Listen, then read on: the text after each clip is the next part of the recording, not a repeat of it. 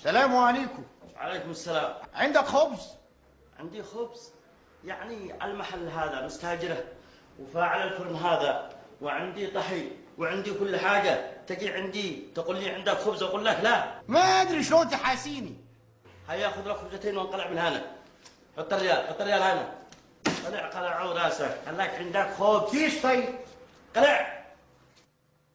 هاي، مرحبا. عندك خبز حار؟ خبز حار؟ ايش اسمه هذا؟ هذا فرن. والفرن ايش يعمل؟ يسخن الأشياء. يعني ما يطلع ثلج. هيا خذ لك خبزتين من هنا وانقلع عن وجهي لاني انا خلاص فض بيه ومليت.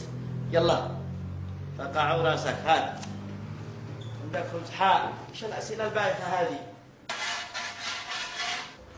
عطنا خبز بريالين. كيف؟ عطنا خبز بريالين. بريالين؟ يعني اخذ الريالين واحطها بالعجين واخلطها له؟